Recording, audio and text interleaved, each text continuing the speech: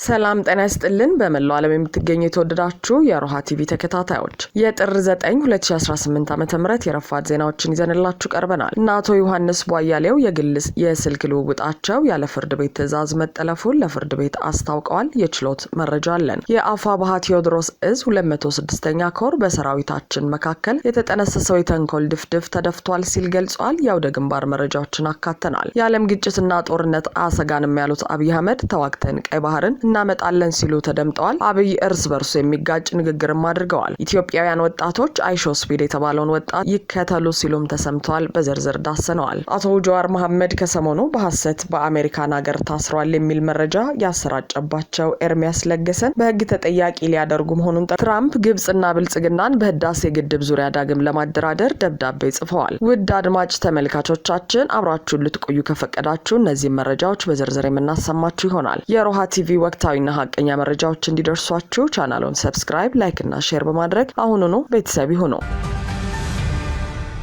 አቶ ዮሐንስ ቧያሌው የግል ስልክ ልውውጣቸው ያለ ፍርድ ቤት ትዕዛዝ መጠለፉን ለፍርድ ቤት አስታወቁ። የህዝብ ተወካዮች ምክር ቤት አባሉን አቶ ክርስቲያን ታደለን ጨምሮ በእነ ዮሐንስ ቧያሌው መዝገብ ስር የሽብር ወንጀል ክስ የተመሰረተባቸው ተጠርጣሪዎች በግል ስልካቸው ያደረጓቸው የድምጽ ልውውጦች ያለ ፍርድ ቤት ትዕዛዝ መጠለፉን ጉዳያቸውን ለሚመለከተው ችሎት አስታውቀዋል። ተከሳሾቹ በአቃቤ ህግ በማስረጃነት የቀረበው የድምጽ ልውውጥ በህጉ መሰረት ስለመፈጸሙ እንዲረጋገጥላቸው አቤት ብለዋል። በአማራ ክልል ካለው የጸጥታ መደፍረስ ጋር በተያያዘ በእነ አቶ ዮሐንስ ቧያሌው መዝገብ ስር የሽብር ወንጀል ክስ የተመሰረተባቸው ተከሳሾች ብዛት 52 ተከሳሾች ነው። አቃቤ ህግ በተጠርጣሪዎቹ ላይ የመሰረተውን የሽብር ክስ ያስረዱልኛል በሚል የሰው ምስክሮች፣ የሰነድ ማስረጃ፣ የቪዲዮ ኦዲዮና ሰነድ ማስረጃዎችን በፍላሽ ያካተተ ገላጭ እንዲሁም የኤግዚቢት ማስረጃዎችን ጉዳዩን ለሚመለከተው ለፌዴራል ከፍተኛ ፍርድ ቤት ልደታ ምድብ የጸረ ሽብርና ህገ መንግስታዊ ጉዳዮች ችሎት አቅርበዋል። በተከሳሾቹ ላይ የቀረቡ የሰው ምስክሮችን ቃል አዳምጦ የጨረሰው ችሎቱ አቃቤ ህግ ባቀረባቸው በሰነድ ማስረጃዎች ላይ ተጠርጣሪዎቹ አስተያየት እንዲሰጡ ለትናንት አርብ ጥር 8 2018 ቀጠሮ ሰጥቶ ነበር። አቃቤ ህግ በማስረጃነት ካቀረባቸው መካከል የተከሳሾች የስልክ ልውውጥ እንደሚገኝበት የጠቀሱት ተከሳሾቹ የዜጎችን የግል ስልክ ልውውጥ መጥለፍ የሚቻለው በፍርድ ቤት ትዕዛዝ ብቻ መሆኑን ለችሎቱ ገልጸዋል። አቃቤ ህግ ባቀረበው የክስ ፋይል የመጨረሻ ገጽ ላይ በማስረጃነት የተያዘው የተከሳሾች የስልክ ግንኙነት ጠለፋ በፌዴራል የመጀመሪያ ደረጃ ፍርድ ቤት አራዳ ምድብ ችሎትን በማስፈቀድ የተደረገ መሆኑን አመልክቷል። ጉዳዩን የሚመለከተው ችሎት ጠለፋው የተፈቀደበትን መዝገብ አስቀርቦ መመልከት እንደሚችልም በክስ ፋይሉ ላይ አስፍሯል። ተከሳሾቹ በዛሬው ችሎት ባቀረቡት አቤቱታ ግን የስልክ ጠለፋው በፍርድ ቤት ትዕዛዝ መሰረት ስለሚፈጸሙ እንዲረጋገጥላቸው በጠበቆቻቸው አማካኝነት ለፍርድ ቤቱ ጥያቄ አቅርበዋል። ይህንኑ ጥያቄ አቶ ክርስቲያንና አቶ ዮሐንስ በራሳቸው አንደበት ለችሎቱ አሰምተዋል። የስልክ ጠለፋው እንዲፈጸም ፍርድ ቤት ለአቃቤ ህግ የሰጠው ትዕዛዝ እንዲደርሳቸውም ተከሳሾቹ በጠበቆቻቸው በኩል ጠይቀዋል። ጠበቆቹ ከዚህ በተጨማሪ በአቃቤ ህግ የሰነድ ማስረጃዎች ላይ ተከሳሾቹ የሚያቀርቡት የጽሁፍ አስተያየት ተጠናቆ ለዛሬው ችሎት እንዳልደረሳቸው ለችሎቱ ገልጸዋል። በመሆኑም የስልክ ጠለፋውን የተመለከተ ትዕዛዝ ሲደርሳቸው አንድ ላይ አስተያየት እንዲሰጡበት ችሎቱ ተለዋጭ ቀጠሮ እንዲሰጣቸው ጠይቀዋል። ጥያቄው የቀረበለት የጸረ ሽብርና ህገ መንግስታዊ ጉዳዮች ችሎት ተከሳሾቹ በሰነድ ማስረጃዎች ላይ የሚያዘጋጁትን አስተያየት ጥር 19 2018 እንዲያቀርቡ ተለዋጭ ቀጠሮ መስጠቱን ኢትዮጵያ ኢንሳይደር ዘግቧል። የአፋብኃ ቴዎድሮስ እዝ 206ኛ ኮር በሰራዊታችን መካከል የተጠነሰሰው የተንኮል ድፍድፍ ተደፍቷል ሲል ገለጸ። የአፋብኃ ቴዎድሮስ እዝ 206ኛ ኮር በረቀቀ የአመራርነት ብቃት በመታገዝ በቀጠናው የነበሩ የውስጥ ችግሮችን አንጥሮ በመለየት ውስብስብ ችግሮችን በዘላቂነት በመፍታት በመልሶ ማደራጀት ትግበራው ወጥ የሆነ ተቋም ድርጅታዊ መስመሩን የጠበቀ አሰራር በመገንባትና በመፍጠር ሰራዊትን በጠንካራ አመራር አቀናጅቶ ታላቅ አኩሪ ተጋድሎ ፈጽሟል ሲል አብራርቷል። መልሶ ማደራጀት ትግበራው የግል ፍላጎቶችንና ጣልቃ ገብነትን አጥብቆ የተከላከለው ኮሩ በድርጅቱ በተሰጠው ኃላፊነት መሰረት የኮሩን አጠቃላይ ችግር ገምግሞ የመፍትሄ ሀሳብ በመስጠት ያገዛዙን ረጅም እጆችና ሰርጎ ገቦችን ነቃቅሎ ጥሏል ብሏል። በኮሩ ውስጥ ከነበሩ ችግሮች ውስጥ የሚጠቀሰው የአብራጅት ወይም የጁቤ ሻለቃ ጉዳይን ኮሩ በወሰደው ቁርጠኛ አቋም መሰረት ችግሮችን በመወያየትና በመነጋገር የቀጠናውን ችግር በመፍታት በጠላትም በግለሰቦችም ምክንያት በሰራዊታችን መካከል የተጠነሰሰው የተንኮል ድፍድፍ ተደፍቷል በማለትም አብራርተዋል። አገዛዙ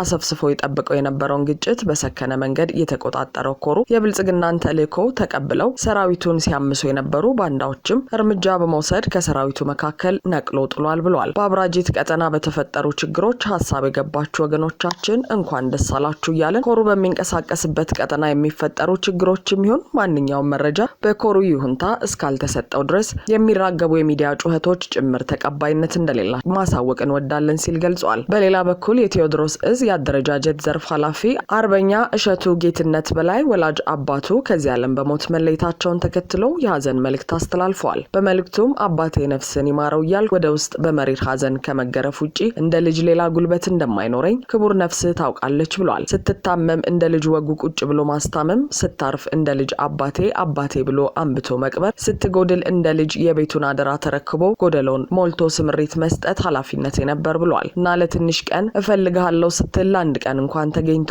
የአባትን የአደራ ቃል መቀበል የማልችልበት ሁኔታ ላይ በመሆኔና ነፍስ በተጨነቀች ጊዜ ባለመድረሴ በስምህ ከመጠራት የዘለለ ሚና የሌለኝ ሆኖ ሳገኘው የስጋ ብቻ ሳይሆን የነፍስም ጭምር ስንቅ እየተመገበ እንዳደገ ልጅ ከልብ ያዝናለሁ ሲል ገልጿል። አንተም ሁሌ እንደምትለኝ በየጫካና ድሩ ያለ ወግ ማረግ ከቀበርኳቸው ወንድሞቼ ጋር እያሰብኩ ቁጭ ብዬ የማለቅስበት የአማራ ህዝብ የነጻነት ቀን በቅርቡ እንደሚታወጅ ግን በነፍስህ ምዬ እናገራለሁ ብሏል። ለዚያች ቀን ብለን ብዙ የተውነው ውስጣዊ መከራ አለ ሲልም ሀዘኑን ገልጿል። በእንዲህ እንዳለ የጠቅላይ ሚኒስትሩ የተረት ተረትና የስድብ አማካሪው አቶ ዳንኤል ክብረት ከዚህ ቀደም ፋኖ አይሰባሰብም፣ ፋኖ እንዳይሆንም እንደ ባቢሎን ግንብ ቋንቋው ተደበላልቋል ሲሉ እንደነበር ይታወሳል። አሁን ደግሞ በተለመደ አሽሙራቸው ዝንብ ቢሰባሰብ መግላሊት አይሰብርም ሲሉ ጽፈዋል። ይህን ያሉትም አሁን ላይ የፋኖ አንድነት እየተበሰረ መምጣቱን ተከትሎ ሲሆን አንድ አይሆኑም ከሚለው ሀሳባቸው አንድ ቢሆኑም ምንም አያመጡም ወደሚለው ተቀይረዋል።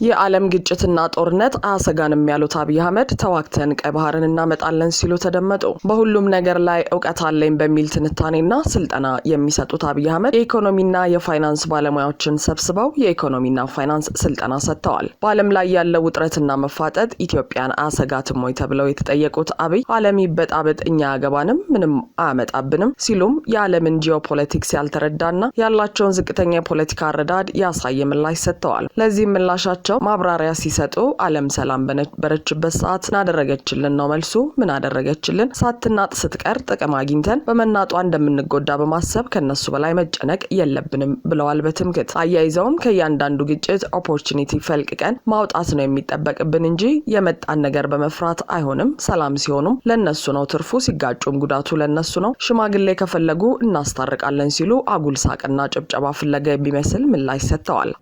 ዓለም በትልቁም በትንሹም ከባቢ ትናጣለች። ሰሞኑን እንደምትሰሙት ሁሉ ጋር መናጣለ እና አንድ የጨነቀው ወዳጄ ጂኦፖለቲክሱ ያስፈራል፣ ዓለም እየተናጠች ነው፣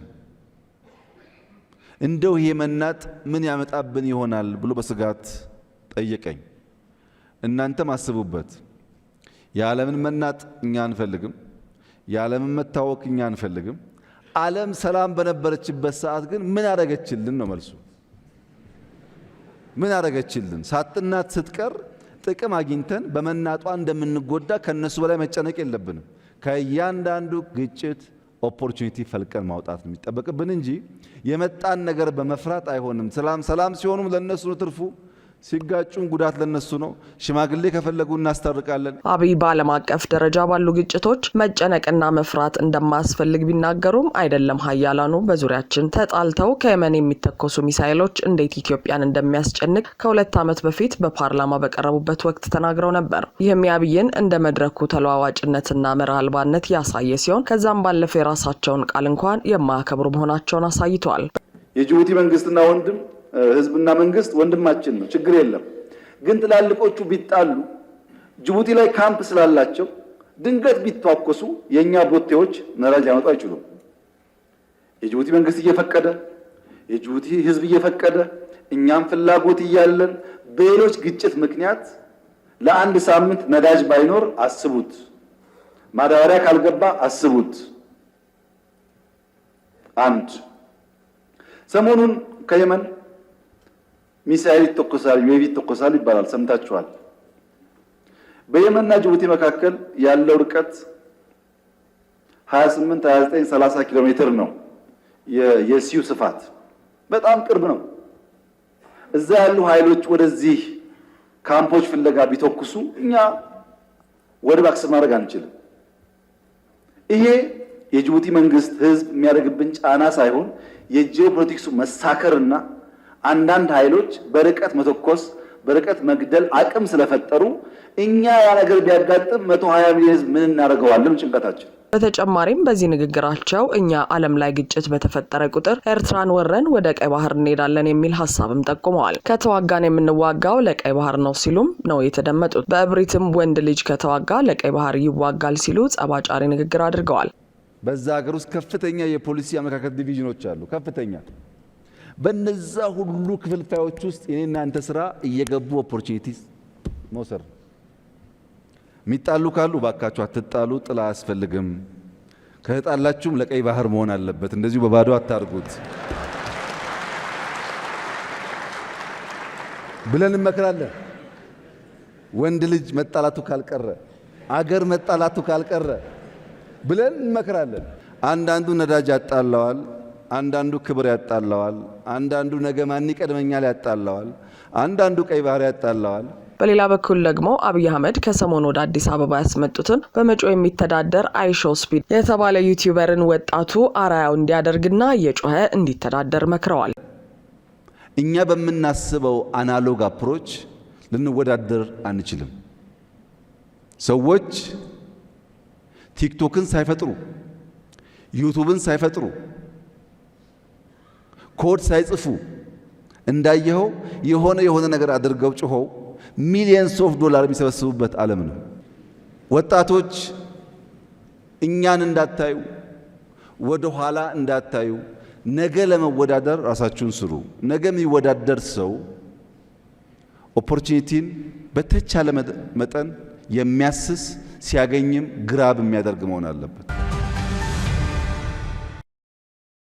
አቶ ጀዋር መሐመድ ከሰሞኑ በሐሰት በአሜሪካን ሀገር ታስረዋል የሚል መረጃ ያሰራጨባቸው ኤርሚያስ ለገሰን በሕግ ተጠያቂ ሊያደርጉ መሆኑን ጠቆሙ። ከሰሞኑ ያገዛዙ ቅልብተኛ የሆነው ኤርሚያስ ለገሰ ሰበር ዜና በሚል አቶ ጀዋር መሐመድ በአሜሪካን መንግስት ተያዙ፣ በርካታ ሚስጥሮችን ማወጡ የሚል መረጃ አሰራጭቶ ነበር። ይህን አስመልክቶም አቶ ጀዋር መሐመድ በሚናፈሰው ወሬ የተነሳ ብዙዎቻችሁ ለኔ ለቤተሰቦቼና ባልደረቦቼ በመደወል ስለ ደህንነቴ ስታጠያይቁ ስለነበር ላሳያችሁኝ ወንድማዊ አጋርነት ከልብ አመሰግናለሁ። በሙሉ ጤንነት ሰላምና ነጻነቴ እንደተጠበቀ መሆኑን ልገልጽላችሁ ወዳለሁ ብለዋል። በመቀጠል መቼም በኢትዮጵያ ፖለቲካ ከሚሳተፉ ሰዎች መካከል ከኔ በለጠ ለትችት አልፎ ለአስነዋሪ ስም ማጥፋት ዘመቻ የተጋለጠ ብዙ ያለ አይመስለኝም ያሉ ሲሆን ሆኖም የመልስ ምት ከመስጠት ይልቅ ታዝቤ በዝምታ ማለፍን እንደ ስልት ጠቀማለሁ ሲሉ ገልጸዋል። ለዚህ ምክንያቴን ደግሞ በመጽሐፌ ውስጥ በስፋት ዘርዝሬያለሁ ያሉ ሲሆን ሰሞኑን የአብይ መንግስት እየነዛ ያለውን እርስ በርሱ የሚጠላለፍ የስም ማጥፋት ዘመቻ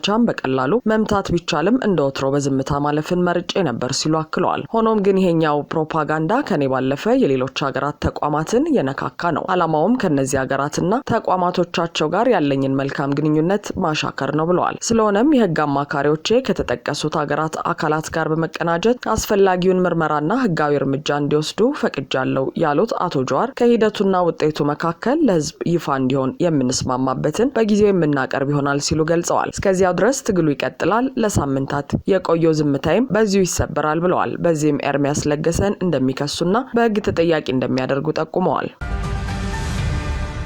ትራምፕ ግብጽና ብልጽግናን በህዳሴ ግድብ ዙሪያ ዳግም ለማደራደር ደብዳቤ ጻፉ። የአሜሪካው ፕሬዝዳንት ዶናልድ ትራምፕ ግብጽ ከኢትዮጵያ ጋር በህዳሴ ግድብ ዙሪያ የገባችበትን ውዝግብ ለመፍታት ዳግም ለማደራደር ፍላጎት እንዳላቸው ገልጸዋል። ዶናልድ ትራምፕ ለግብጹ ፕሬዝዳንት አብዱልፈታህ አልሲሲ በጻፉት ደብዳቤ ላይ ሀገራቸው በህዳሴ ግድብ ዙሪያ የጀመረችውን የማሸማገል ጥረት መቀጠል እንደምትፈልግ ገልጸዋል። ፕሬዝዳንቱ አርብ ጥር 8 2018 ዓ.ም በጻፉት ደብዳቤ ላይ ፕሬዝዳንት አብዱልፈታህ አልሲሲ በእስራኤልና በሐማስ መካከል የተኩስ አቁም እንዲደረስ ለሰጡት ውጤታማ አመራር አደንቃቸዋለሁ። ግብጽ መስከረም 26 2016 ዓ.ም በኋላ በእስራኤልና በሐማስ መካከል የተቀሰቀሰውን ግጭት ተከትሎ የቀጠናው ደህንነትና ሰብአዊ ቀውስ በመፍታት በኩል ለነበራት ሚና ምስጋናቸውን ገልጸዋል። ፕሬዝዳንት ትራምፕ ባለን የግል ወዳጅነት መንፈስና አሜሪካ ለግብጽ ህዝብ ሰላምና ደህንነት ባላት ቁርጠኝነት በግብጽና በኢትዮጵያ መካከል ያለውን የአባይን ውሃ መጋራት ጥያቄ ለአንዴና ለመጨረሻ ጊዜ በኃላፊነት መንፈስ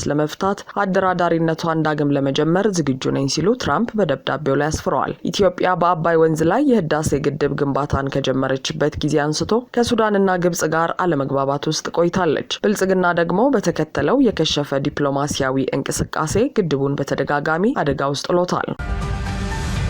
አድማጭ ተመልካቾቻችን የሰዓቱ የሮሃ ቲቪ ዜናዎች የተከታተላችኋቸውን ይመስሉ ነበር። አብራችሁን ስለነበራችሁ ከልብ እናመሰግናለን። ሰላም ጤና ይስጥልን። በመላው ዓለም የምትገኙ የተወደዳችሁ የሮሃ ቲቪ ተከታታዮች የህዳር 9 2017 ዓ.ም